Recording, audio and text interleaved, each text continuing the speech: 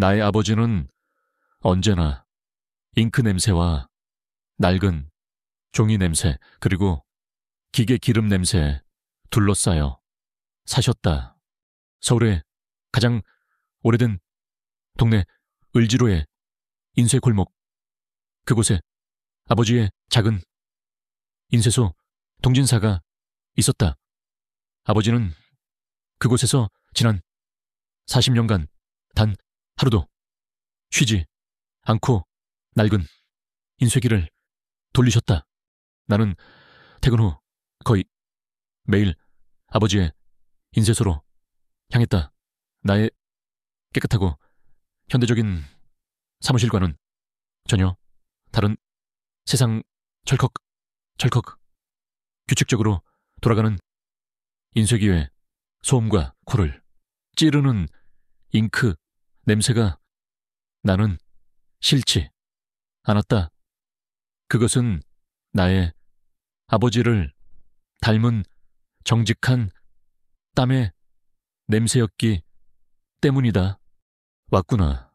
우리 딸 아버지는 언제나 나를 보며 환하게 웃으셨다. 그의 손과 옷에는 언제나 검은 잉크가 묻어 있었다. 아버지, 저녁은 드셨어요, 오늘? 제가 맛있는 거 사왔는데. 일 다 끝내고 먹어야지. 우리 지선이 결혼 자금 모으려면 아버지가 더 열심히 일해야지. 그는 또 그 소리를 하셨다. 나의 결혼 그리고 그가 나를 위해 평생을 모아온 1억 원이라는 돈. 나는 올해 30살의 평범한 회사원이었다. 그리고 3년간 사귄 남자친구 박민규와 내년 봄 결혼을 앞두고 있었다. 나의 약혼자 민규는 좋은 사람이었다. 그리고 그의 집안은 아주 부유했다. 그의 어머니 박효진 여사님은 강남에서 소문난 부동산 큰손이었다. 나는 아버지께 이제 그만 고생하시고 저와 함께 살자고 몇 번이나 말씀드렸지만 아버지는 언제나 고개를 저으셨다. 아니다. 아비가 딸 시집 가는데 빈손으로 보낼 수는 없지. 내가 약속하지 않았니? 세상에서 가장 멋진 혼수를 해주겠다고. 아버지에게 그 1억 원은 단순한 돈이 아니었다. 그것은 그의 자존심이자 나를 향한 사랑의 증표였다. 나는 그런 아버지를 도와 인쇄된 종이들을 함께 정리했다. 그때 인쇄소 문이 거칠게 열리며 옆 가게 떡집 아주머니가 울면서 뛰어 들어왔다.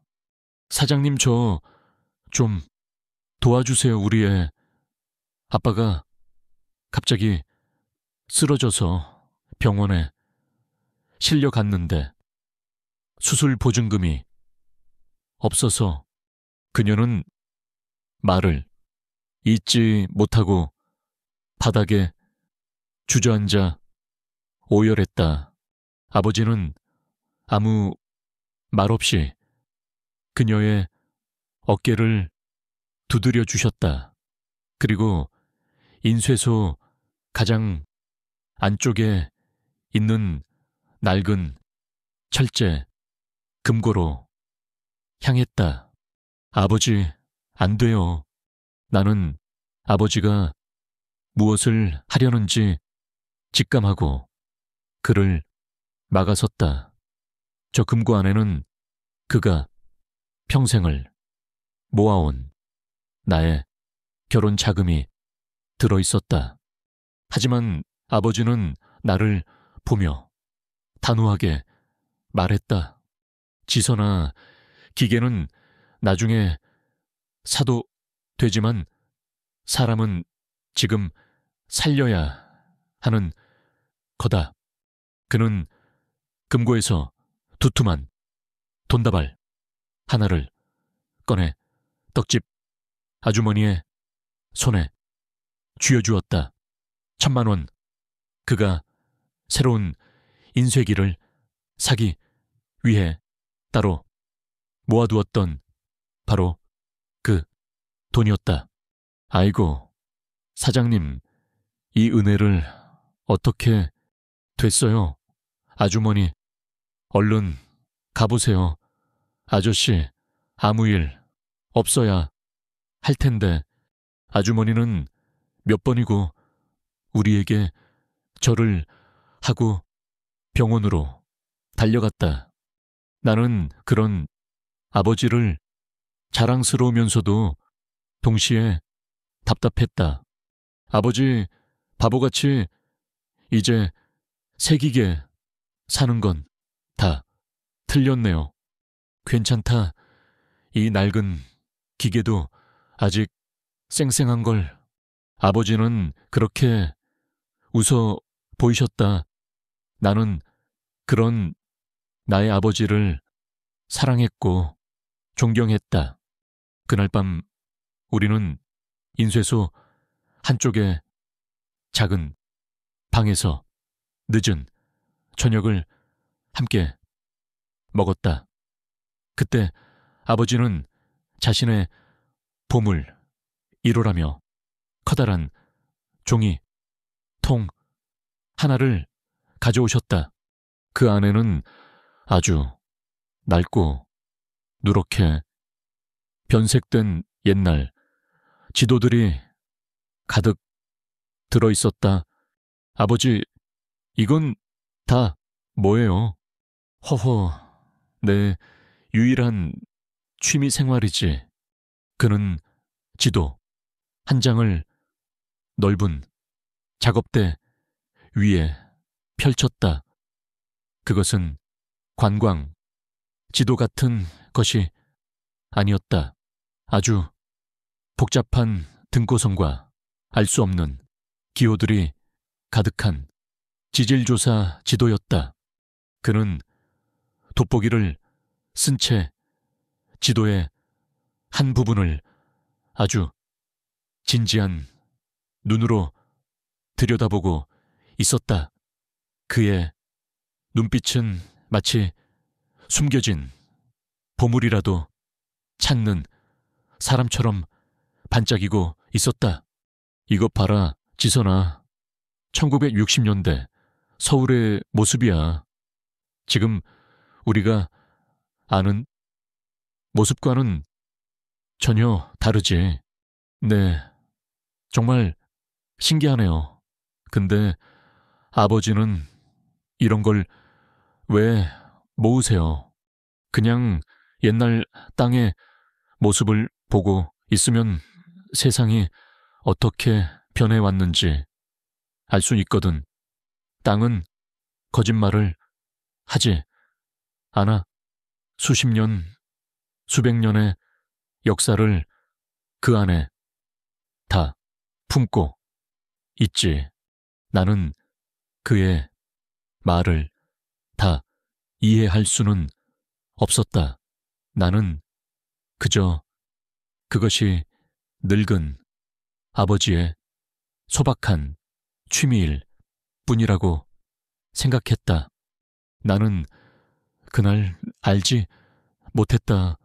아버지의 이 기묘한 취미가, 그리고 이 낡은 지도들이 곧 우리 가족의 운명을 송두리째 뒤바꾸어 놓을 거대한 비밀의 열쇠였다는 것을 나는 집으로 돌아가기 위해 자리에서 일어났다.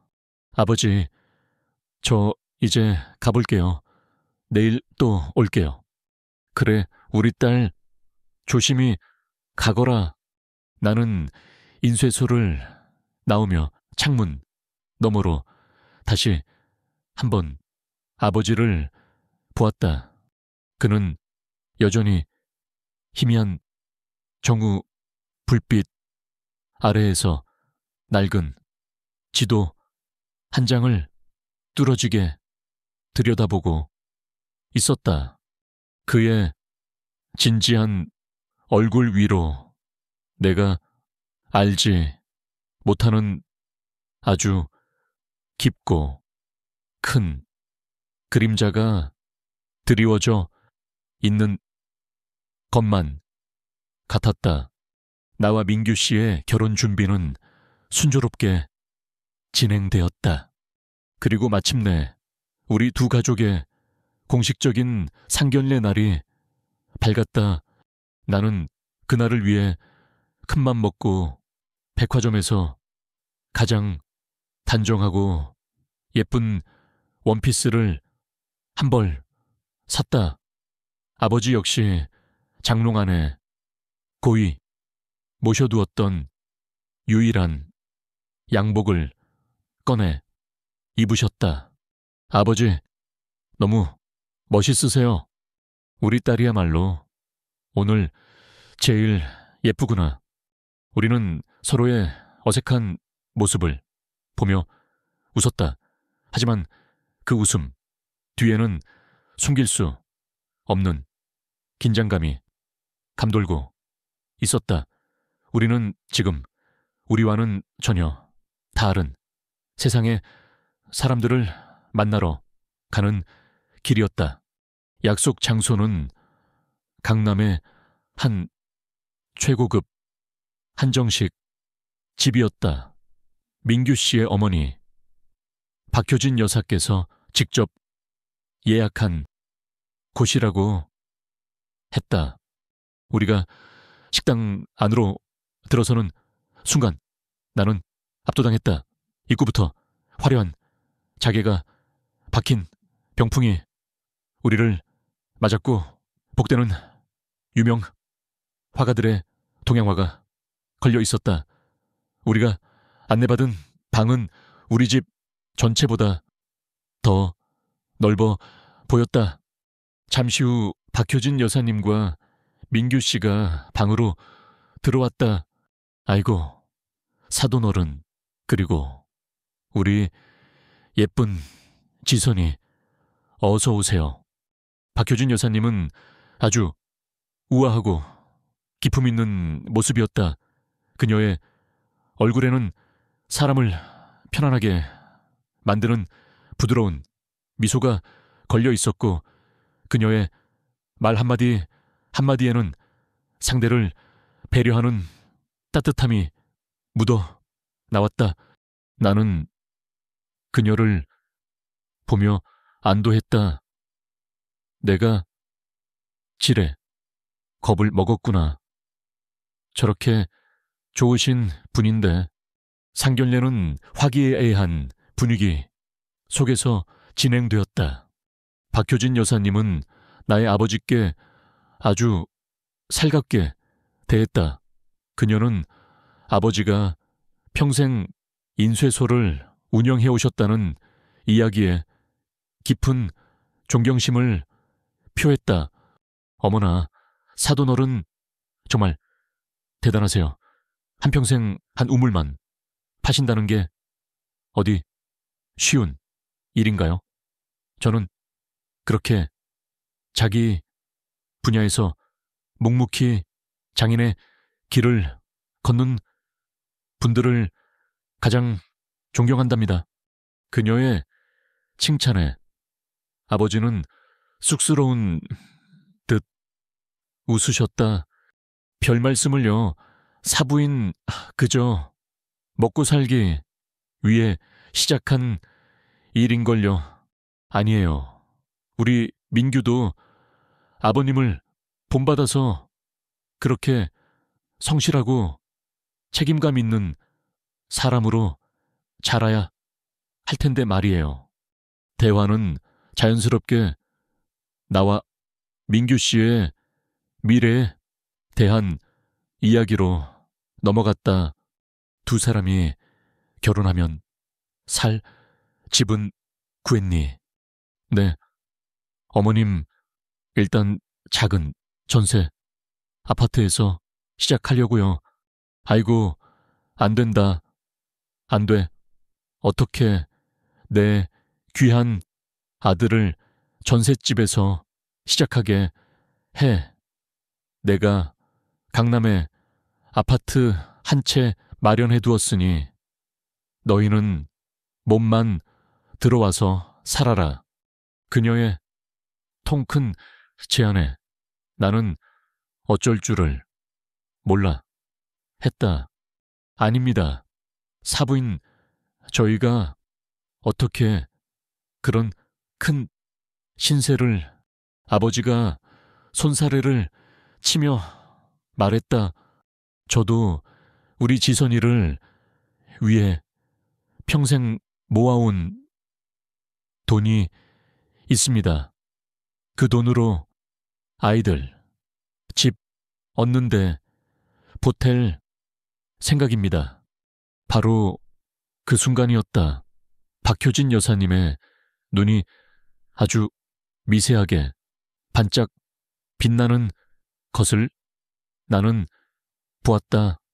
어머나, 그러세요. 사돈어른 우리 지선이를 얼마나 예뻐하셨으면. 그녀는 아주 자연스럽게 아버지의 전 재산에 대한 정보를 캐내기 시작했다. 그리고 아버지는 아무 의심 없이 자신의 모든 것을 솔직하게 털어놓았다. 평생 모아온 1억 원이라는 돈에 대해서. 그 이야기가 끝난 뒤 박효진 여사님은 마치 아주 좋은 생각이 떠올랐다는 듯 무릎을 쳤다. 사돈어른, 마침 아주 좋은 기회가 하나 있는데 어떠세요? 네, 사실 제가 아주 믿을 만한 분에게서 고급 정보를 하나 들었거든요. 강원도 평창에 땅이 하나 나왔는데 그 땅 주변으로 곧 대규모 관광 리조트가 들어선다고 합니다. 지금은 1억밖에 안 하지만 1, 2년 안에 수십억, 아니 수백억 가치로 뛸 땅이에요. 그녀의 목소리에는 아주 강한 확신이 담겨 있었다. 제가 사돈어른을 위해 특별히 그 땅을 구해드릴 수 있습니다. 사돈어른께서 그 1억 원으로 그 땅을 사두시면 우리 지선이 평생 돈 걱정 없이 살게 해줄 수 있을 겁니다. 제가 사돈으로서 드리는 선물이자 우리 아이들을 위한 저의 진심입니다. 그녀의 제안은 너무나도 달콤했다. 아버지는 완전히 그녀의 말에 넘어간 듯했다. 그의 눈에는 딸의 행복한 미래에 대한 희망이 가득 차올랐다. 지선아, 이게 어떻게 생각하니? 아버지, 하지만 너무 위험한 투자 아닐까요? 잘 알지도 못하는 땅인데 내가 조심스럽게 반대했지만 아버지의 귀에는 들리지 않았다. 사부인께서 이렇게까지 말씀하시는데 뭐가 걱정이냐?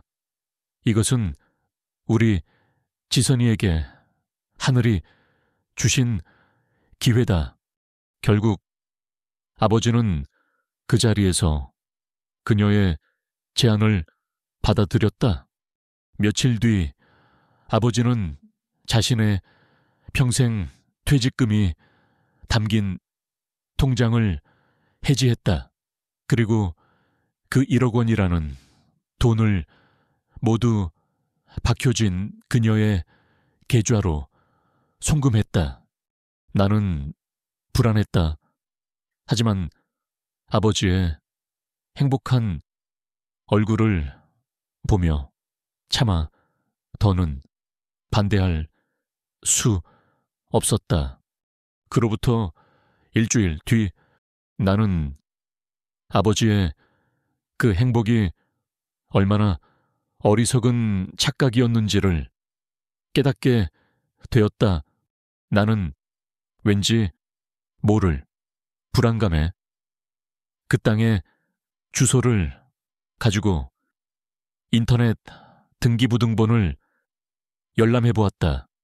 그리고 위성 지도를 통해 그 땅의 실제 모습을 확인했다. 내 심장이 철렁 내려앉았다. 그녀가 말했던 황금의 땅은 그곳에 없었다. 그곳에는 그저 나무 한 그루 없는 황량한 돌산 하나만이 덩그러니 놓여 있을 뿐이었다. 나는 곧바로 군청에 전화를 걸어 그 땅의 용도를 확인했다. 개발제한구역 그리고 공시지가는 870만 원. 나는 내 귀를 의심했다. 1억 아버지의 평생이 담긴 그 돈이 고작 1,000만 원도 안 되는 돌멩이 밭으로 변해버린 것이다. 나는 눈물을 흘리며 아버지의 인쇄소로 달려갔다. 아버지, 우리 사기당했어요. 나는 내가 출력한 서류들을 아버지 앞에 내팽개치며 울부짖었다. 이것 좀 보세요. 우리가 산 땅 그린벨트래요. 아무것도 할 수 없는 쓸모없는 땅이라고요. 아버지의 평생이 담긴 그 돈 다 날아갔다고요. 어떻게 이렇게 바보같이 속을 수가 있어요. 나는 그녀에 대한 분노와 아버지를 향한 실망감에 이성을 잃고 소리쳤다. 아버지는 나의 그 모든 절규를 그저 묵묵히 듣고만 계셨다. 내가 목이 쉬어라 울고 난 뒤 아버지는 나를 아주 슬프고 고요한 눈으로 바라보셨다. 그의 얼굴에는 놀라움이나 절망 같은 것은 보이지 않았다. 마치 이 모든 것을 다 알고 있었다는 듯이 그는 나의 눈물을 닦아주며 말했다. 나의 인생을 송두리째 뒤바꿀 바로 그 한마디를 지선아, 내가 다 알고 샀어. 네, 그 땅이 쓸모없는 돌멩이 밭이라는 것도 그 여자가 나를 속이려 한다는 것도 나는 다 알고 있었어. 이 모든 건 다 너를 위해서야. 나는 아무 말도 할 수 없었다. 나는 그저 그의 알 수 없는 그 말을 되뇌며 그를 멍하니 바라볼 뿐이었다. 내 딸 지선이가 울면서 인쇄소를 뛰쳐나갔다. 아이의 그 실망과 원망이 가득한 눈빛이 내 심장에 비수처럼 박혔다. 나는 그 자리에 한참 동안 서서 아이가 사라진 골목길 끝을 바라보았다. 지선아, 이 못난 아비를 용서해다오. 지금은 너를 아프게 해야만 하는 이 아비의 마음을 나는 차마 아이에게 모든 진실을 말할 수가 없었다. 아직은 때가 아니었기에 나는 내 딸이 생각하는 것처럼 어리석은 늙은이가 아니었다. 나는 내 사돈 박효진 여사가 내게 사기를 치려 한다는 것을 처음부터 알고 있었다. 나는 그날 상견례 자리에서 그녀의 빛나는 눈빛을 보았다. 나의 평생 퇴직금 1억 원에 대한 이야기를 들었을 때 그녀의 눈에 스쳐 지나간 그 찰나의 탐욕을 나는 놓치지 않았다. 그녀가 강원도 평창의 땅 이야기를 꺼냈을 때 나는 속으로 웃었다. 그녀의 연기는 완벽했지만 그녀는 나 이동진을 너무 얕보고 있었다. 나는 평생 인쇄기만 돌린 무식한 늙은이가 아니었다. 나에게는 나만의 비밀스러운 무기가 있었다. 나는 40년간 이 좁은 인쇄소 안에서 수만 장의 종이를 인쇄했다. 그리고 남는 시간에는 수천 장의 낡은 지도들을 읽었다. 그것이 나의 유일한 취미이자 낙이었다. 사람들은 내가 그저 옛날 지도를 보며 향수에 젖는 것이라 생각했지만 나는 그 안에서 다른 것을 보았다. 나는 지도의 등고선을 통해 땅의 흐름을 읽었고 지질도를 통해 땅속의 비밀을 보았다. 박효진 여사가 내게 팔려고 했던 그 땅, 나는 그녀가 그 땅의 주소를 말하는 순간 이미 모든 것을 알고 있었다. 나는 며칠 전 밤을 새워 나의 보물, 창고를 뒤졌었다. 그리고 찾아냈었다. 1960년대 정부의 국토개발계획 당시 제작된 아주 낡고 빛바랜 전국지하 수맥 분포도를 그리고 그 지도 위 바로 그 쓸모없는 돌멩이 밭 아래에 거대한 푸른색 점들이 미지해 있는 것을 확인했다. 그것은 아직 세상에 알려지지 않은 거대한 지하 광천수 광맥이었다. 수백 미터 지하의 화강간 반층이 수만 년에 걸쳐 걸러낸 아주 깨끗하고 미네랄이 풍부한 최고의 물. 나는 그 땅의 진짜 가치를 알고 있었다. 그것은 수십억이 아니었다. 만약 그 물의 가치를 제대로 인정받는다면 그것은 수천억, 아니 조 단위의 가치를 지닌 황금의 샘물이었다. 나는 박효진 여사의 그 탐욕스러운 제안이 내게는 하늘이 주신 마지막 기회라는 것을 직감했다.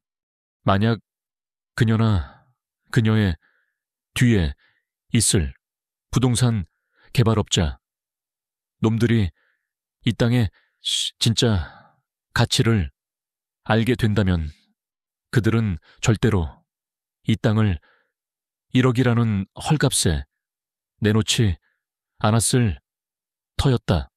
나는 기꺼이 사기를 당해주기로 결심했다.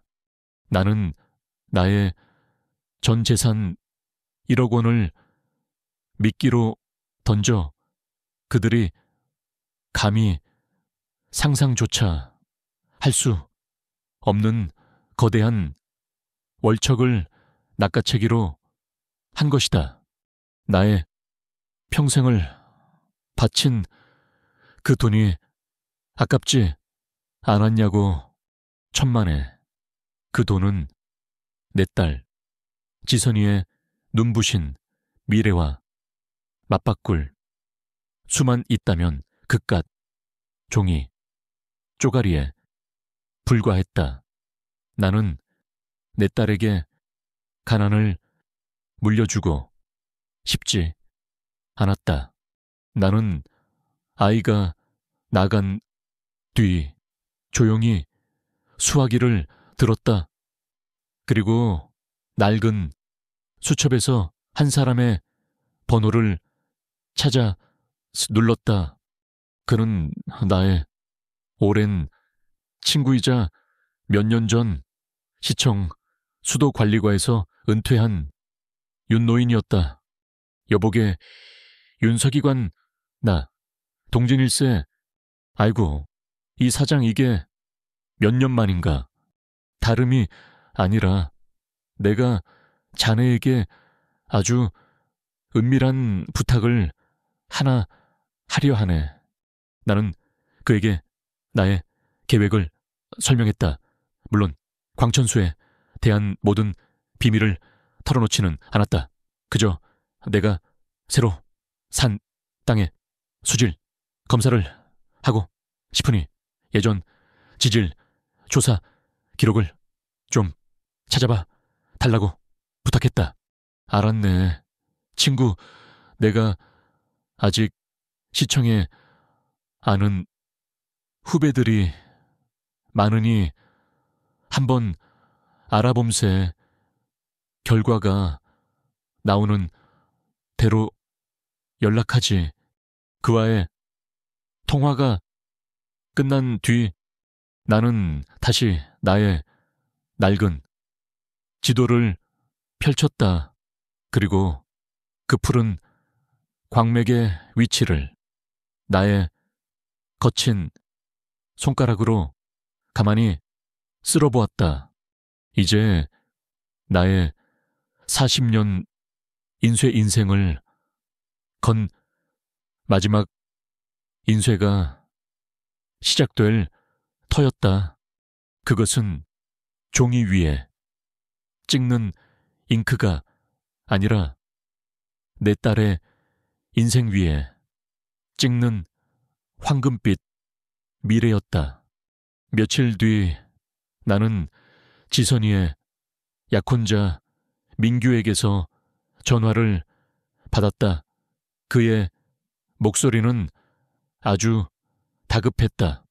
아버님 지선이가 아버님 때문에 저랑 결혼을 못하겠다고 합니다. 대체 무슨 일이 있었던 겁니까? 나는 예상했다는 듯 담담하게 대답했다.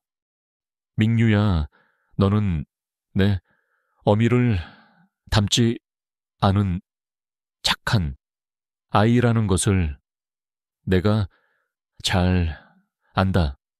그러니 너는 이 일에 나서지 말거라. 이것은 어른들의 문제다.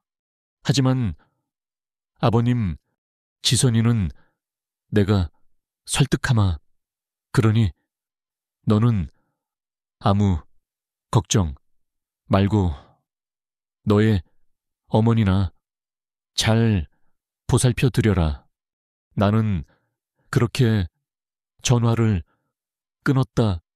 그리고 그날 오후 나의 작은 인쇄소로 낯선 남자 2명이 찾아왔다. 그들의 험상궂은 인상과 문신을 보아하니 평범한 사람들은 아니었다. 당신이 이동진 씨요?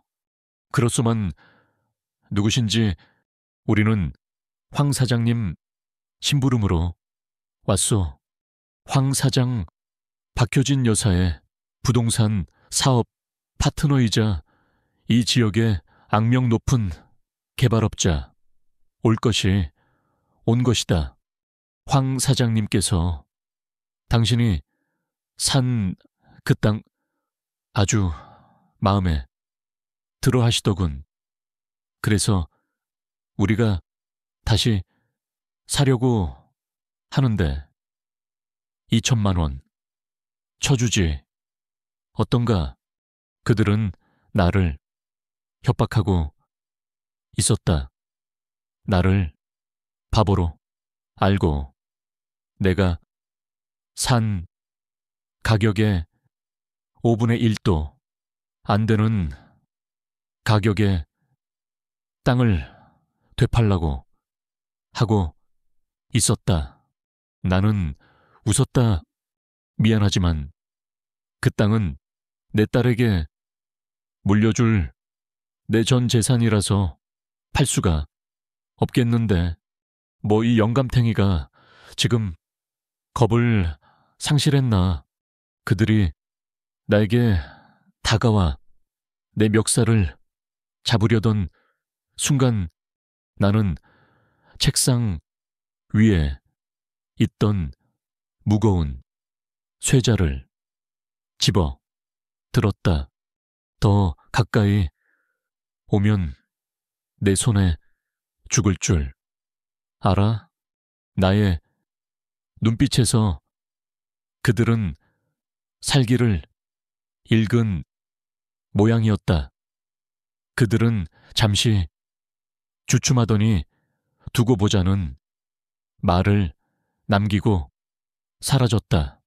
그들이 떠나고 나는 깊은 한숨을 내쉬었다. 이제 그들도 무언가 눈치채기 시작했다. 더 이상 시간을 끌 수가 없었다. 바로 그때 윤노인에게서 전화가 걸려왔다. 이 사장 내가 알아냈네 자네. 완전 대박 터뜨렸어. 그의 목소리는 흥분으로 가득 차 있었다.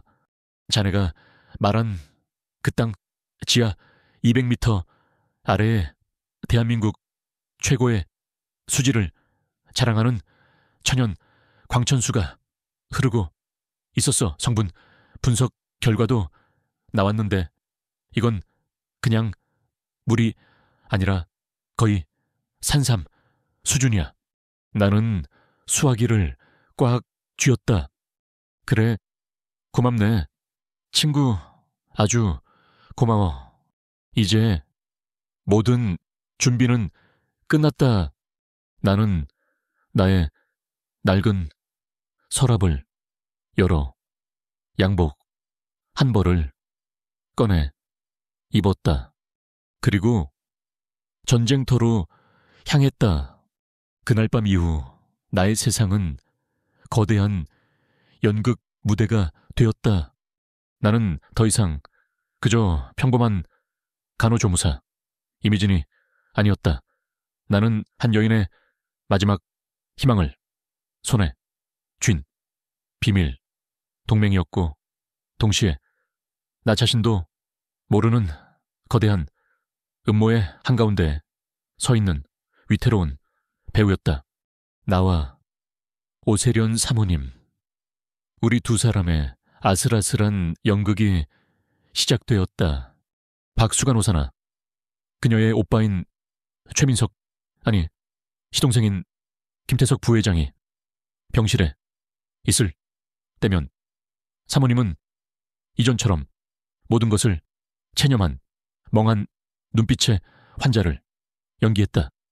그리고 나는 그녀의 말에 묵묵히 복종하는 순종적인 간호조무사를 연기했다. 하지만 병실에 우리 단 둘만 남게 되면 우리는 서로의 진짜 얼굴과 마주했다. 그녀의 눈빛은 더 이상 흐릿하지 않았다. 그 안에는 복수심과 아들을 향한 그리움, 그리고 이 모든 것을 끝내고야 말겠다는 강인한 의지가 불타고 있었다. 우리의 대화는 언제나 아주 은밀하고 조심스럽게 이루어졌다. 병실 안에는 도청 장치가 설치되어 있을지도 몰랐기 때문이다. 우리는 서로의 손바닥에 글씨를 쓰거나 혹은 책의 특정 단어들을 손가락으로 가리키는 방식으로 소리 없는 대화를 나누었다. 나의 의부사들 김민준을 찾아줘요. 어느 날 그녀가 나의 손바닥에 그렇게 썼다. 그 아이만이 지금 이 상황을 해결할 수 있어. 그 아이는 태상그룹의 이사야. 그리고 나를 믿지 않지. 내가 직접 연락할 수는 없어. 어떻게 그분을 찾죠? 내가 방법을 알려줄게. 하지만 아주 위험한 일이 될 거야. 미진 씨, 정말 날 도와줄 수 있겠어. 나는 그녀의 눈을 보고 고개를 끄덕였다. 나는 더 이상 물러설 곳이 없었다. 이것은 단순히 그녀를 돕는 일이 아니었다. 이것은 명자 할머니의 억울한 죽음에 대한 진실을 밝히고 더 많은 희생을 막기 위한 나의 싸움이기도 했다. 나의 재능은 이 위험한 싸움에서 나의 가장 강력한 무기가 되어주고 있었다. 나는 매일 밤 나의 작은 수첩에 모든 것을 기록했다. 나의 뛰어난 관찰력은 김태석 부회장과 병원장 그리고 박수간 호사의 아주 미세한 표정 변화와 행동 패턴까지도 놓치지 않았다. 그들이 언제 만나고 무슨 이야기를 나누는지 그들의 관계 속에 숨겨진 미묘한 권력의 역학을 나는 꿰뚫어 보고 있었다. 그리고 나의 가장 예민한 후각, 나는 사모님과 그리고 돌아가신 김태환 회장님께 투여되는 그 비타민 링거에서 나는 그 희미하고 달콤한 하지만 어딘가 부자연스러운 화학적인 냄새가 바로 시안화물의 특징적인 냄새인 쓴 아몬드 향과 아주 유사하다는 사실을 의학 서적을 통해 알게 되었다. 그들은 비타민이 아니라 신경을 마비시키는 독극물을 아주 소량씩 지속적으로 투여하여 두 사람을 서서히 죽음으로 몰아가고 있었던 것이다. 나는 이 모든 나의 관찰과 추리를 사모님께 비밀리에 전달했다. 그녀는 나의 분석력에 놀라움을 금치 못했다. 미진 씨, 당신은 보통 사람이 아니군요. 당신이라면 내 아들 민준이의 마음을 움직일 수 있을지도 모르겠어요. 마침내 작전을 실행할 날이 왔다. 그날 오후 사모님은 평소에 즐겨 읽던 두꺼운 시집 한 권을 내게 건넸다. 미진 씨, 이 책 다 읽었는데 병원, 도서관에 대신 반납 좀 해줄래요? 그녀가 책을 건네주는 순간 그녀의 손가락이 책의 척추 부분 한 곳을 아주 미세하게 꾹 눌렀다. 그것은 우리 둘만이 아는 신호였다. 바로 그때 박수 간호사가 병실로 들어왔다. 사모님, 지금 뭐 하시는 겁니까? 독서는 눈을 피로하게 하니 삼가시라고 말씀드렸을 텐데요. 알았어요. 박수 간호사. 그저 이 아가씨에게 책 반납 심부름 좀 시킨 것뿐이니 너무 빡빡하게 굴지 말아요. 사모님이 능청스럽게 연기했다. 나는 아무렇지 않은 척 책을 받아 들고 병실을 나섰다. 내 심장은 미친 듯이 뛰고 있었다. 나는 병원의 가장 구석진 곳에 있는 화장실 칸 안으로 들어갔다. 그리고 사모님이 알려준 바로 그 책의 척추 부분을 조심스럽게 뜯어냈다. 그 안에는 아주 작게 접힌 쪽지 하나가 숨겨져 있었다. 나는 떨리는 손으로 쪽지를 펼쳤다.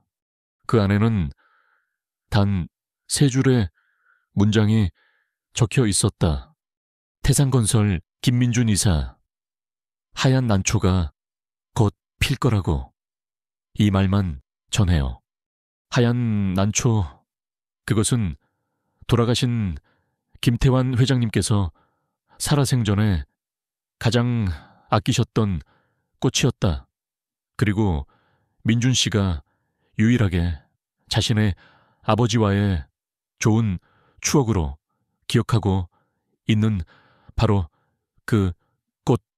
이것은 그들 부자만이 아는 암호인 것이다. 나는 쪽지를 내 주머니 가장 깊숙한 곳에 숨겼다. 이제 이 메시지를 전달하는 일만이 남았다. 나는 박수 간호사에게 몸이 좋지 않아 잠시 휴게실에서 쉬겠다고 거짓말을 했다.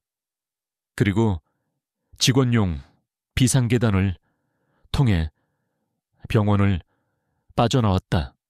병원 밖으로 나오는 순간 나는 누군가 나를 감시하고 있다는 기분을 지울 수 없었다.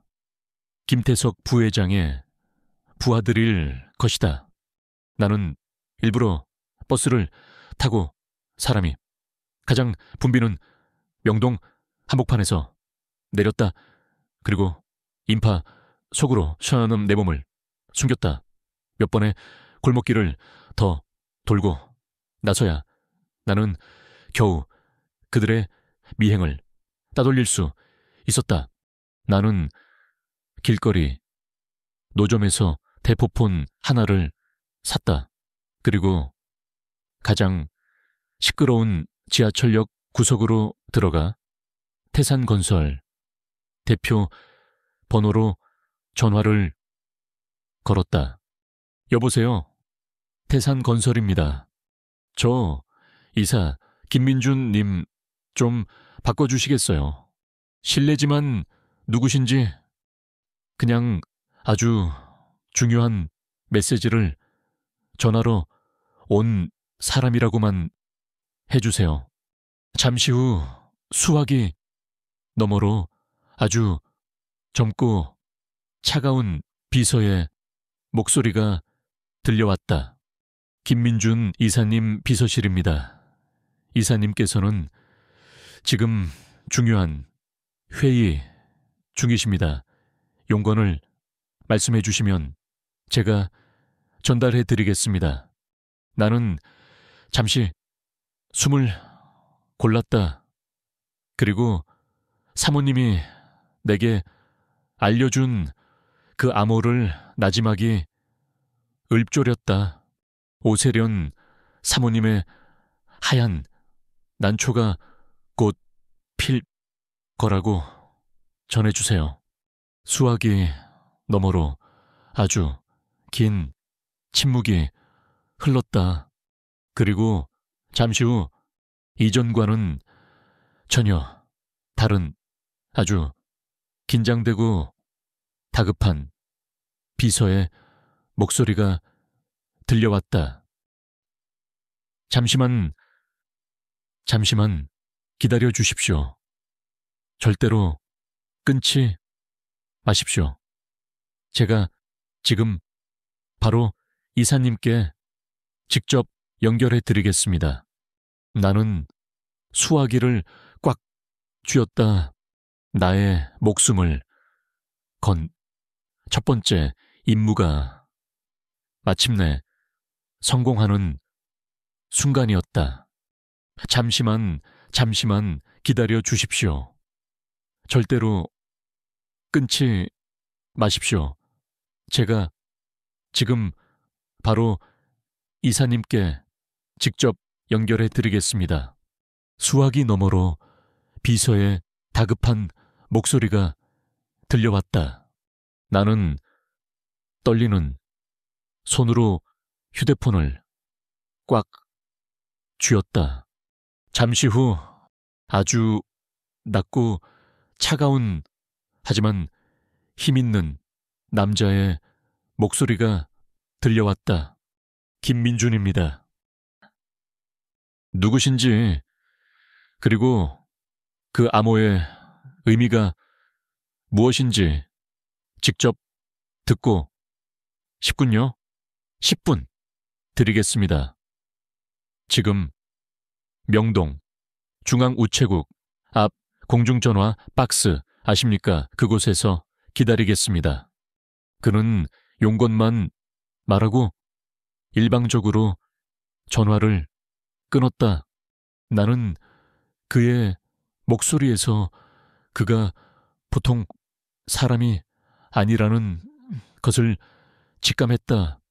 나는 지하철을 타고 명동으로 향했다. 약속 장소에 도착했을 때 한 남자가 나를 기다리고 있었다. 그는 30대 중반으로 보였다. 아주 비싸 보이는 맞춤 정장을 입고 있었고 그의 눈빛은 그 어떤 감정도 읽을 수 없을 만큼 차갑고 날카로웠다. 그는 사모님 오세련 여사와 전혀 닮지 않았지만 그녀의 남편인 김태환 회장님의 젊은 시절 모습과 아주 흡사했다. 그가 바로 김민준 이사였다. 김민준의 시점. 나는 내 앞에 서 있는 그 여자를 차갑게 훑어보았다. 이미진 간호종사 내 비서가 10분 만에 알아온 그녀의 정보는 아주 단출했다. 2년 전 남편과 사별했고 그가 남긴 빚 때문에 고생하다 요양병원에 취직했다는 것. 그리고 지금 그녀는 나의 아버지와 그리고 나의 원수나 다름없는 나의 계모 오세련의 간병을 맡고 있었다. 하얀 앙코가 got 빌조라고. 그것은 돌아가신 나의 친어머니와 아버지 단 두 사람만이 알던 비밀 약속이었다.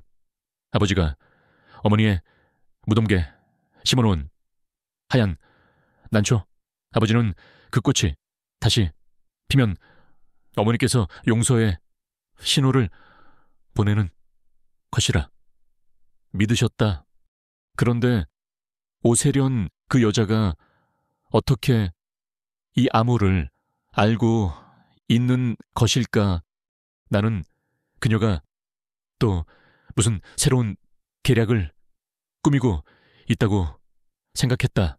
아버지를 완전히 자신의 소나귀에 넣기 위한 그런 종류의 연극. 그리고 내 앞에 서 있는 이 이미진이라는 여자는 그 연극의 배우일 터였다. 본론만 하죠. 당신을 보낸 사람이 오세련 여사입니까? 내가 차갑게 묻자 그녀는 고개를 끄덕였다. 그 여자가 당신에게 뭘 원하던가요? 돈 아니면 내게서 무언가 다른 것을 얻어내라고 시키던가요? 전입니다. 아니면 뭐죠? 당신 정체가 뭡니까? 나는 그녀를 몰아붙였다. 하지만 그녀는 내 위압적인 태도에도 조금도 물러서지 않았다. 그녀의 눈빛은 내가 생각했던 것보다 훨씬 더 단단하고 강인했다. 그녀는 품 안에서 작은 수첩 하나를 꺼내 나에게 내밀었다. 이것부터 읽어보시죠. 이사님, 나는 그녀가 내민 낡은 수첩을 받아 들었다. 그 안에는 알아보기 힘든 글씨로 날짜와 시간, 그리고 알 수 없는 의학 용어들이 빼곡히 적혀 있었다. 이게 뭡니까? 제가 지난 몇 주간 기록해온 간병 일지입니다. 특히 오세련 사모님과 김태환 회장님께 투여되는 특별 비타민 주사에 대한 기록이죠. 그녀는 내게 자신이 관찰하고 추리한 모든 것들을 설명하기 시작했다. 그녀의 설명은 놀라울 정도로 논리적이고 체계적이었다. 그녀는 두 분에게 투여되는 약물의 색깔과 냄새, 그리고 투여 이후에 신체 반응에 대해 아주 상세하게 기록해 놓았다. 두 분께 투여되는 링거액에서는 아주 희미하지만 분명히 쓴 아몬드 향이 납니다. 그리고 그 주사를 맞고 나면 두 분의 인지 능력은 급격하게 떨어지고 맥박은 비정상적으로 약해집니다. 이것은 영양제가 보일 수 있는 반응이 아닙니다. 이것은 명백한 독극물의 반응입니다. 순 아몬드 향. 그 말에 내 머릿속에서 무언가 스쳐 지나갔다. 그리고 이런 비슷한 증상을 보이다가 갑자기 돌아가신 분이 한 분 더 계십니다. 제가 사모님을 맞기 전에 돌봐드렸던 7분 8호의 명자 할머니입니다. 병원에서는 노환으로 인한 심장마비라고 했지만 저는 믿지 않습니다. 나는 그녀의 말을 들으며 온몸에 소름이 돋았다. 그녀는 평범한 간호조무사가 아니었다. 그녀는 아주 날카로운 관찰력과 비상한 추리력을 가진 사람이었다. 그리고 무엇보다 그녀의 눈에는 진실을 향한 뜨거운 열망이 담겨 있었다. 오세련 사모님은 이 모든 사실을 알고 계십니다. 그리고 자신과 회장님께서 지금 독살당하고 있다는 사실도요. 그녀는 지금 병실에 갇혀 아무것도 할 수 없습니다. 그래서 저를 통해 이사님께 구조 신호를 보낸 겁니다. 이사님만이 자신과 아버지를 구해줄 수 있다고 믿으면서요. 나는 한참 동안 아무 말도 할 수 없었다. 나의 계모, 오세련, 내가 그토록 증오하고 경멸했던 그 여자가 사실은 나와 나의 아버지를 구하기 위해 목숨을 건 싸움을 하고 있었다니. 그리고 그 싸움의 중심에는 나의 숙부 김태석 부회장이 있었다. 모든 퍼즐 조각이 맞추어지고 있었다. 나는 마침내 그녀를 믿기로 결심했다. 알겠습니다.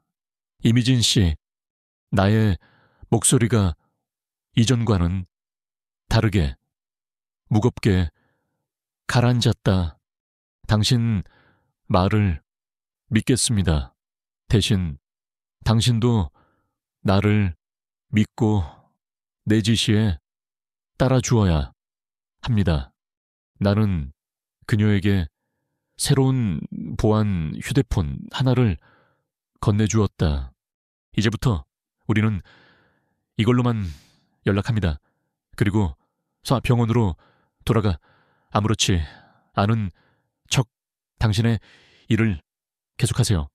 당신은 이제부터 나의 눈과 귀가 되어주는 겁니다.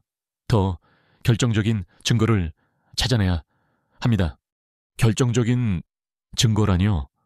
그들이 투여하는 약물, 바로 그 링거액 샘플이 필요합니다. 그것만 있으면 이 모든 전쟁을 끝낼 수 있습니다. 그때 내 주머니 속 휴대폰이 울렸다. 회사 내부의 정보원에게서 온 문자였다. 긴급 김태석 부회장 3일 뒤 임시 이사회 소집 안건 김태환 회장 건강 악화로 인한 경영 능력 부재 및 법정 후견인 지정. 시간이 없었다.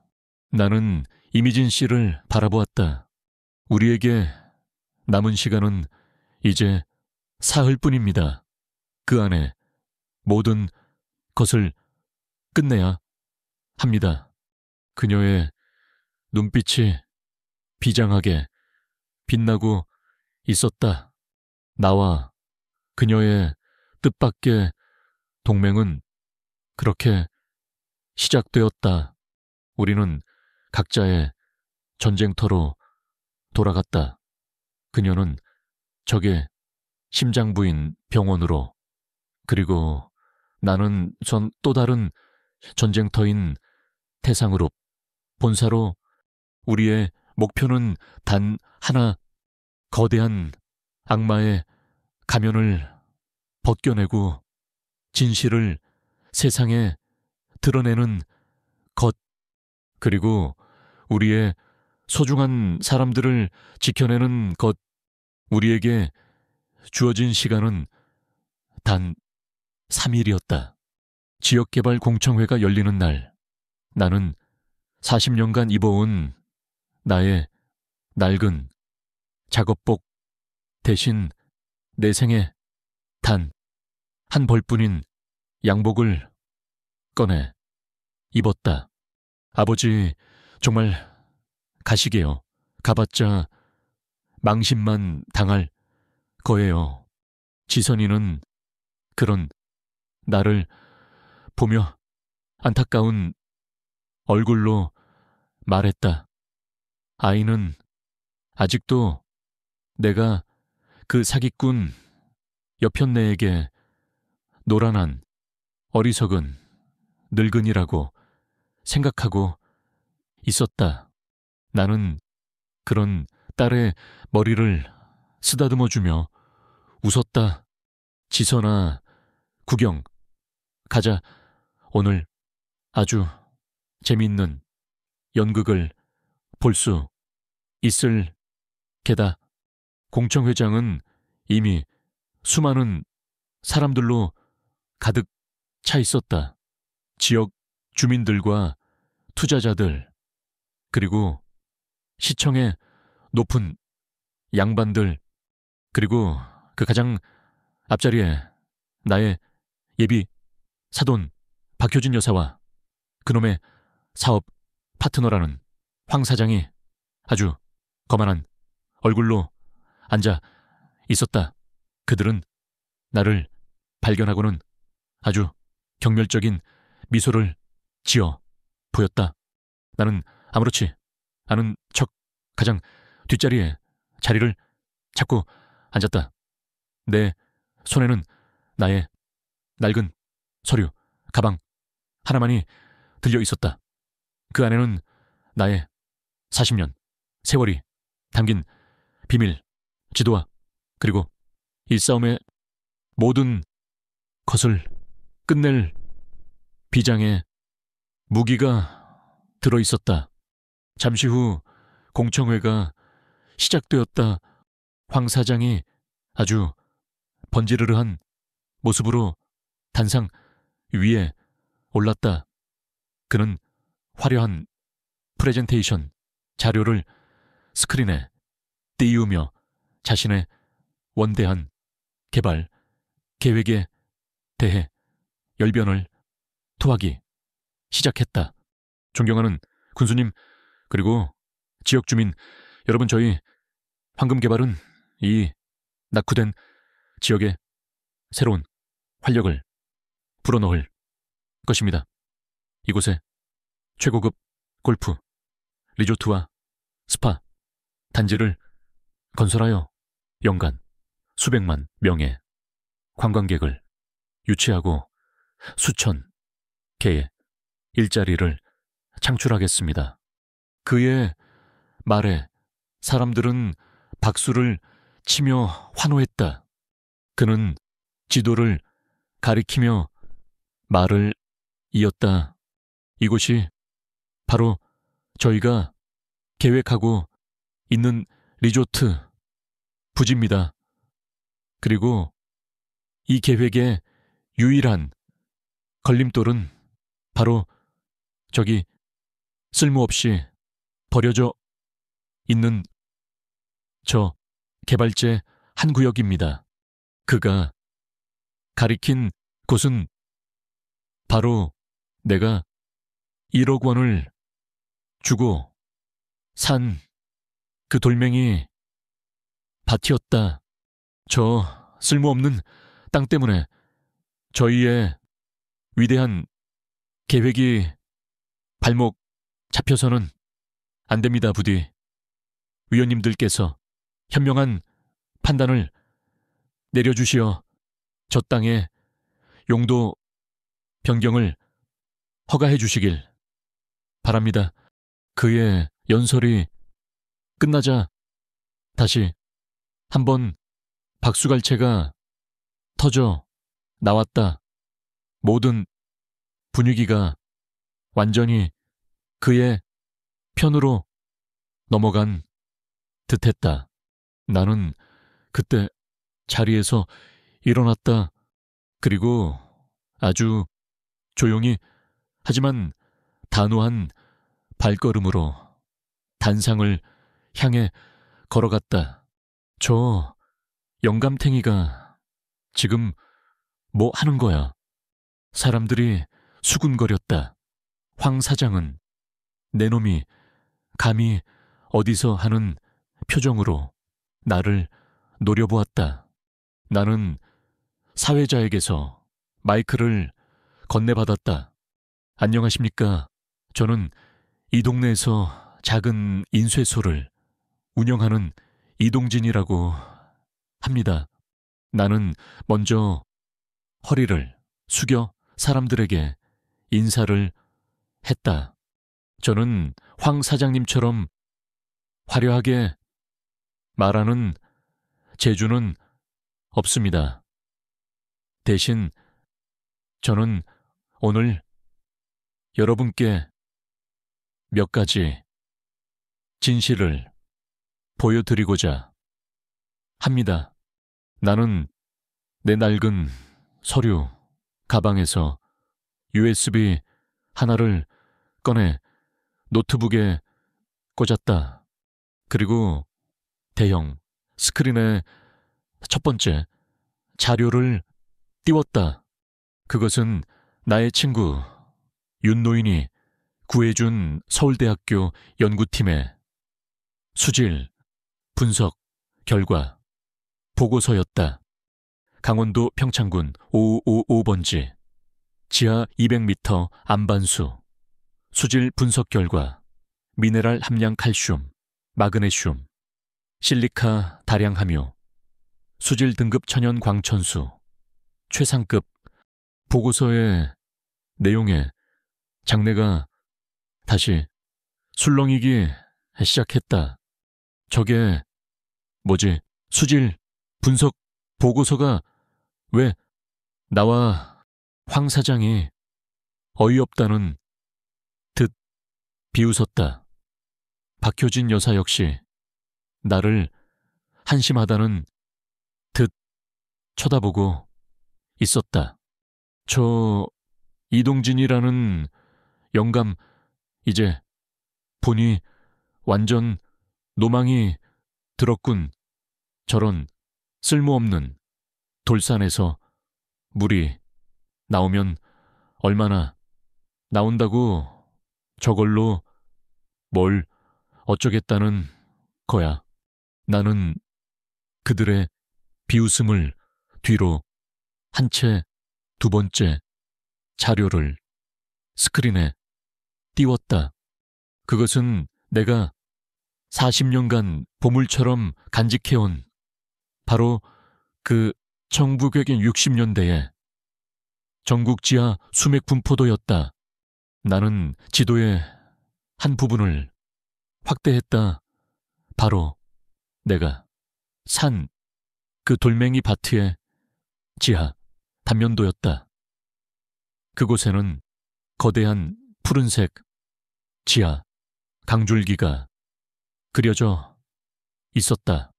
이것은 1960년대 정부에서 작성한 지하 수맥 지도입니다. 보시는 바와 같이 이 땅 바로 아래에는 대관령 산맥에서부터 흘러나오는 거대한 지하 광천수 맥이 흐르고 있습니다. 그 양은 대한민국 국민 전체가 100년을 마시고도 남을 정도의 엄청난 양입니다. 내 설명의 앞자리에 앉아있던 시청의 높은 양반들의 얼굴이 굳어지기 시작했다. 그들은 자신들이 놓치고 있던 거대한 비밀을 이제야 알아차린 것이다. 그리고 나는 마침내 나의 마지막 무기를 꺼내 들었다. 그것은 국내 최고의 경영 컨설팅 회사에서 발급받은 사업 가치 평가 보고서였다. 나는 보고서의 마지막 페이지를 스크린에 띄웠다. 결론 해당 부지의 지하 광천수, 독점, 개발권 및 프리미엄, 생수, 브랜드, 사업의 미래, 가치는 현 시점 최소 1조 2천억 원으로 평가됨. 1조 2천억 원. 그 숫자가 스크린에 떠오르는 순간 회의장 안에 모든 공기가 멎는 것 같았다. 사람들은 자신들의 눈을 의심했다. 그들은 경악과 충격으로 입을 다물지 못했다.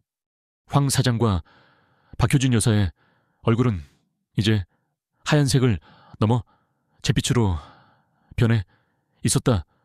그들은 자신들이 걷어찬 복권이 사실은 천문학적인 액수의 1등 당첨 복권이었다는 사실을 깨닫고 넋이 나가 있었다. 나는 마이크를 내려놓았다. 그리고 피고석에 앉아있는 그 두 사람을 향해 돌아섰다. 나는 그들을 향해 아주 인자하고 평온한 미소를 지어 보였다. 그리고 내 연극의 마지막 대사를 내뱉었다. 박효진 사부인 그리고 황 사장님 두 분께서 저에게 이 쓸모없는 땅을 고작 1억이라는 헐값에 팔아주신 덕분에 저의 늙은 노후가 아주 편안해지게 되었습니다. 이것은 두 분께서 저의 딸 지선이에게 주실 수 있는 최고의 결혼 선물이었소. 그 위대한 선물에 진심으로 감사드립니다. 내 말이 끝나자 장내는 우레와 같은 박수와 환호성으로 뒤덮였다. 나는 객석 한쪽에서 나를 보며 울고 있는 내 딸 지선이와 눈을 마주쳤다. 아이의 눈에는 더 이상 실망이 없었다. 그곳에는 아버지를 향한 존경과 미안함 그리고 아주 뜨거운 자부심이 가득 차 있었다. 아이는 내게로 달려와 나를 와락 껴안았다. 아버지, 제가 잘못했어요. 이 어리석은 딸을 용서하세요. 나는 그런 딸의 등을 말없이 토닥여 주었다. 나의 40년 인생을 건 마지막 인쇄는 그렇게 세상에서 가장 화려하고 통쾌하게 성공을 거두었다. 그날 공청회장은 나의 아버지를 위한 거대한 승리의 무대가 되었다. 내가 울면서 아버지의 품에 안겨 있을 때 수많은 기자들이 우리를 향해 몰려들었다. 그들의 카메라, 플래시가 쉴 새 없이 터져 나왔고 질문들이 비처럼 쏟아졌다. 선생님 정말 그 땅의 가치를 미리 알고 계셨던 겁니까? 1조 원의 주인이 되신 소감이 어떠십니까? 박효진 회장과의 관계는 어떻게 되는 것입니까?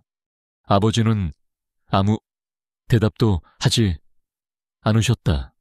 그는 그저 나의 등을 말없이 토닥여 주실 뿐이었다. 그날 이후 며칠 동안 세상은 우리 가족의 이야기로 떠들썩했다. 평생 인쇄소 운영한 70대 노인 부동산 사기 여기용해 1조 원 대박 탐욕의 재벌 사모님 1억 노리다 1조 날려 언론은 나의 아버지를 숨은 투자의 현인이라고 칭송했다.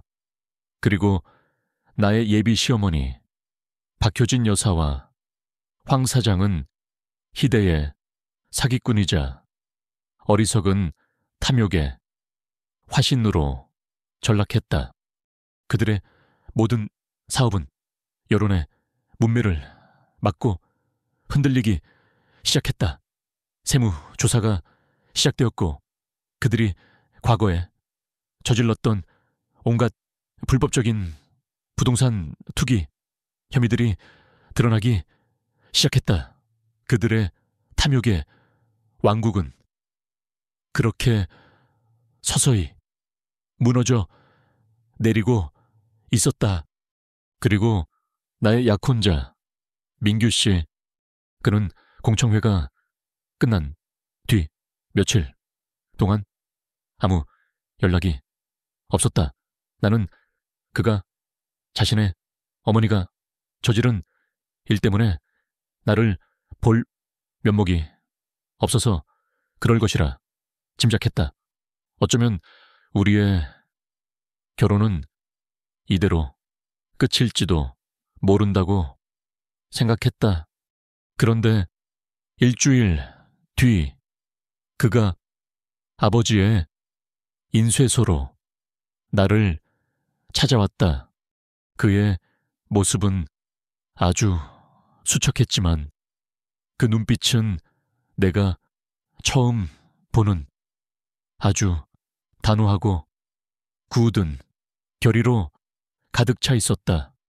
그는 나와 아버지 앞에 서서 아주 깊이 허리를 숙였다. 아버님, 그리고 지선아, 제가 정말 죄송합니다. 그는 자신의 어머니가 저지른 죄에 대해 그리고 그 죄를 알면서도 막지 못했던 자신의 나약함에 대해 진심으로 사죄했다. 저는 제 어머니의 아들이기 이전에 한 사람의 인간으로서 너무나도 부끄럽습니다. 그리고 지선이 당신의 남자로서 너무나도 면목이 없습니다. 그는 고개를 들어 나를 바라보았다. 나 어머니와 의절하기로 결심했어. 더 이상 어머니의 돈과 권력의 그늘 아래에서 비겁하게 살고 싶지 아나, 나는 내 힘으로 내 인생을 다시 시작할 생각이야. 그의 선택은 나를 놀라게 했다. 그는 더 이상 내가 알던 그 마마보이가 아니었다. 그는 시련 속에서 한 뼘 더 성장한 한 명의 어른이 되어 있었다. 그러니 지선아, 내게 기회를 한번 더 주지 않겠니? 아버님처럼 지혜롭고 강한 분을 장인으로 모시고 너처럼 현명하고 따뜻한 여자의 남편이 될 수 있는 그런 자격을 내 힘으로 증명해 보일 기회를. 나는 그의 진심 어린 눈을 보며 말없이 고개를 끄덕였다. 우리의 사랑은 시련을 통해 더 단단해지고 있었다. 그날 이후 우리에게는 더 큰 변화가 찾아왔다. 아버지의 그 1조 2천억 원짜리 땅 소문이 퍼지자 국내 굴지의 대기업들이 우리를 찾아오기 시작했다.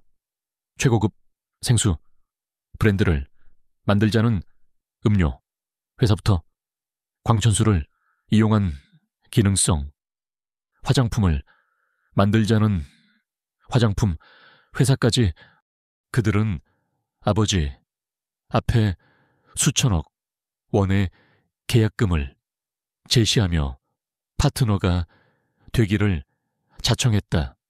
나는 내 눈앞에서 벌어지는 그 모든 일들이 믿기지 않았다.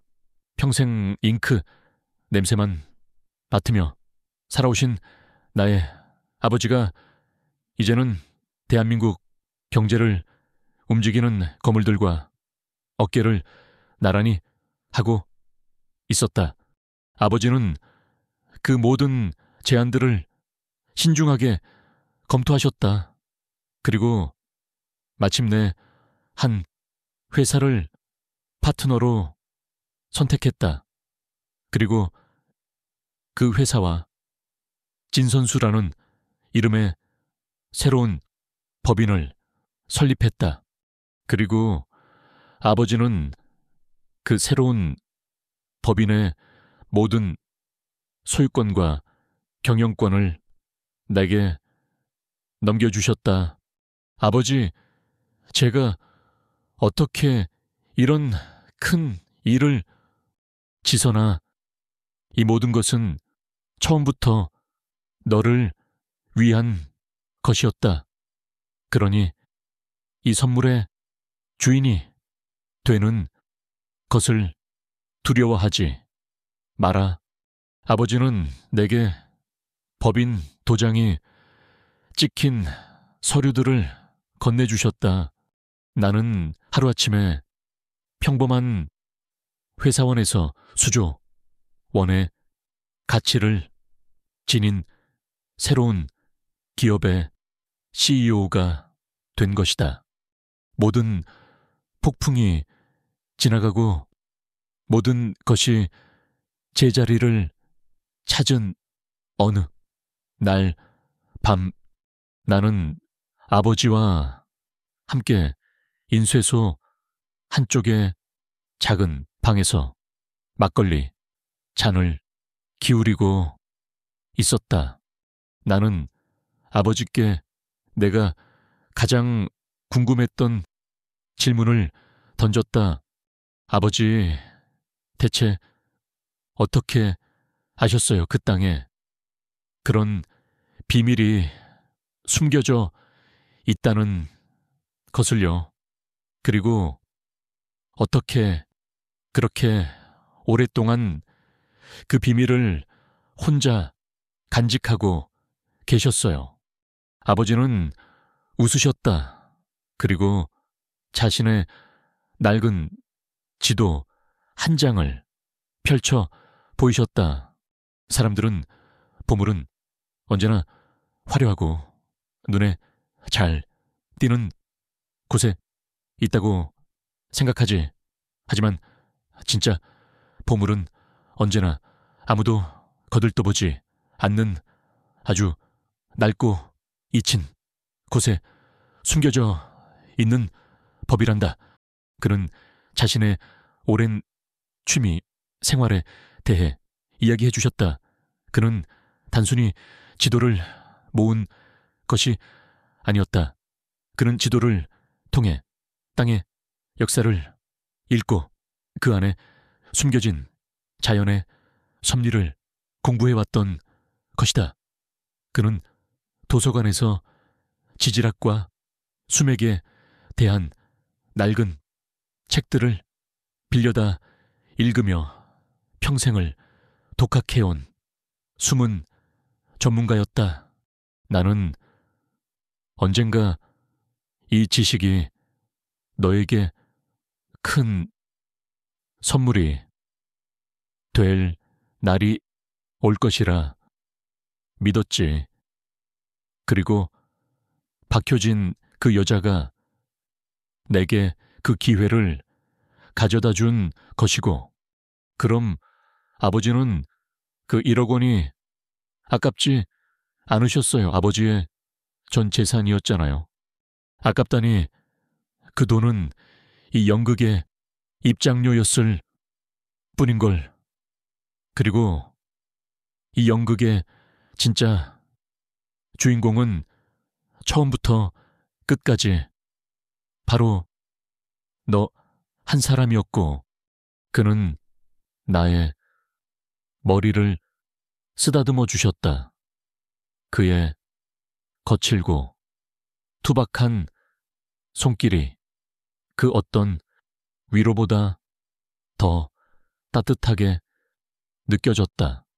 나는 그날 밤 비로소 아버지의 그 깊고 커다란 사랑의 의미를 완전히 이해할 수 있었다.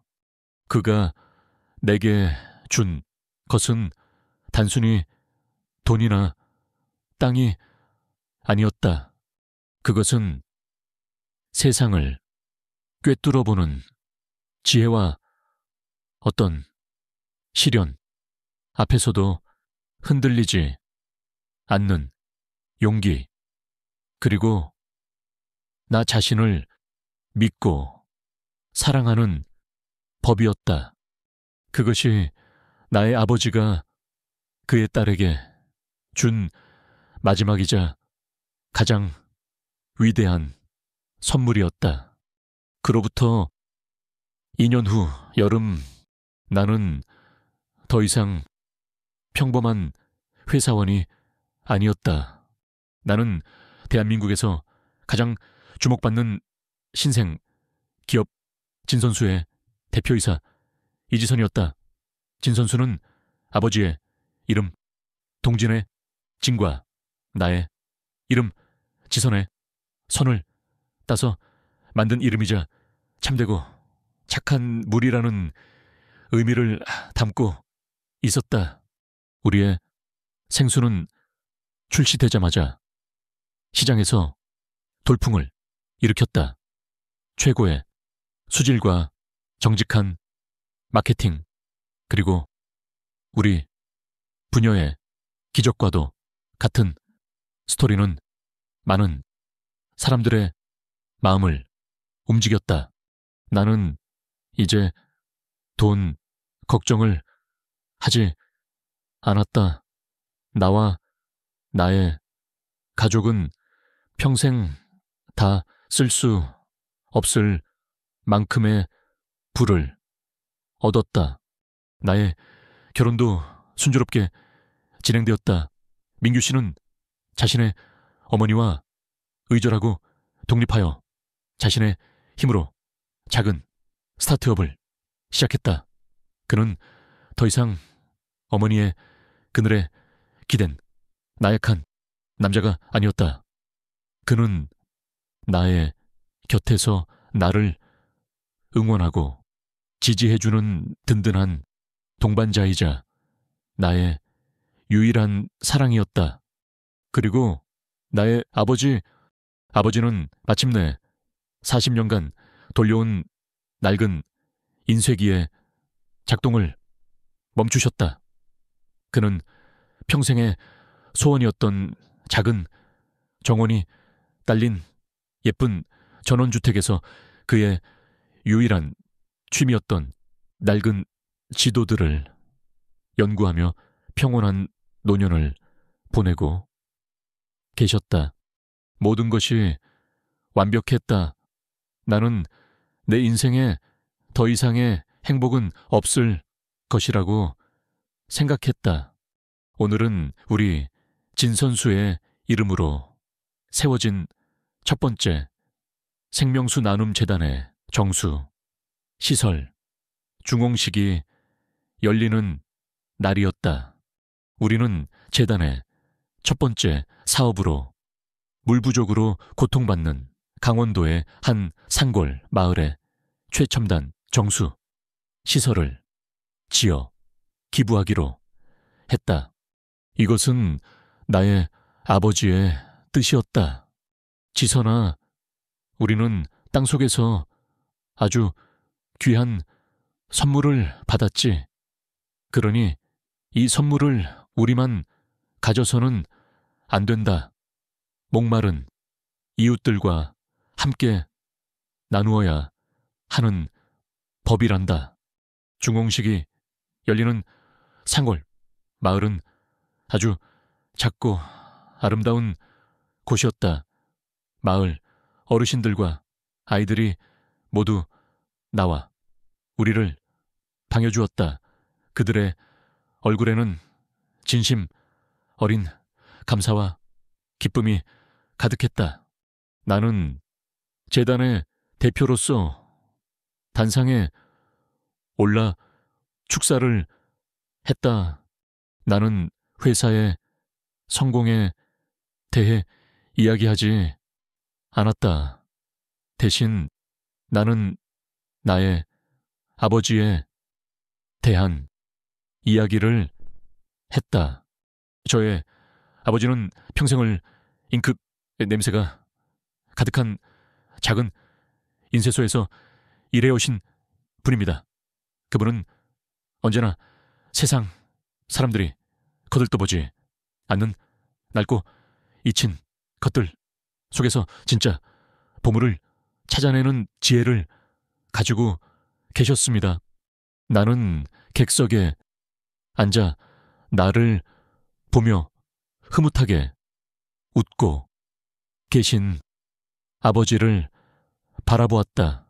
그분은 제게 가르쳐 주셨습니다. 진정한 불안 더 많이 가지는 것이 아니라 더 많이 나누는 것이라는 사실을요. 이 생명수 나눔 재단과 이 정수 시설은 저의 것이 아닙니다. 이것은 평생을 정직한 땀으로 살아오신 저의 아버지의 위대한 사랑과 철학이 담긴 선물입니다. 내 연설이 끝나자 마을 주민들은 뜨거운 박수를 보내주었다. 중공식의 마지막 순서 나와 아버지 그리고 남편 민규 씨는 나란히 서서 정수 시설의 첫 물이 나오는 밸브를 함께 돌렸다. 꽐꽐꽐 아주 깨끗하고 맑은 물이 쏟아져 나오기 시작했다. 아이들이 환호성을 지르며 달려와 그 물을 손으로 받아 마셨다. 그때 아버지가 작은 유리잔 하나를 들고 그 물을 직접 받으셨다. 그리고 그 잔을 내게 건네주셨다. 그는 나를 보며 아주 자랑스러운 미소로 말씀하셨다. 마셔보거라. 내 딸아, 내가 평생을 잉크를 묻혀가며 너에게 주고 싶었던 진짜 보물이 바로 이것이란다. 나는 아버지께서 건네주신 그 잔을 받아 들었다. 나는 그 안에 담긴 투명한 물을 마셨다. 그것은 내가 세상에 태어나 마셔본 그 어떤 물보다 더 달고 시원했다. 그 안에는 단순히 물맛이 아니었다. 그 안에는 40년간의 잉크 냄새와 낡은 지도, 그리고 나를 향한 아버지의 그 깊고 조용한 사랑의 맛이 담겨 있었다. 나는 눈물을 글썽이며 아버지를 보며 환하게 웃었다. 우리 세 사람은 함께 서서 맑은 물이 콸콸 쏟아져 나오는 그 풍경을 바라보았다. 나의 아버지가 그의 어리석음으로 위장하여 내게 선물해준 이 위대한 기적, 나는 이 기적을 평생 잊지 않을 것이다. 그리고 내가 받은 이 사랑을 세상 모든 사람들과 함께 나누며 살아갈 것이다. 나의 두 번째 봄은 그렇게 세상에서 가장 맑고 투명한 생명수로 가득 채워지고 있었다. 이야기꾼의 마지막 속삭임. 이 이야기가 당신의 마음에 작은 울림을 주었다면 구독과 좋아요, 그리고 따뜻한 댓글을 잊지 말아주세요. 당신의 응원 하나하나가 저에게는 새로운 이야기를 만들어 나갈 가장 큰 힘이 됩니다. 다음 이야기에서 다시 만나요.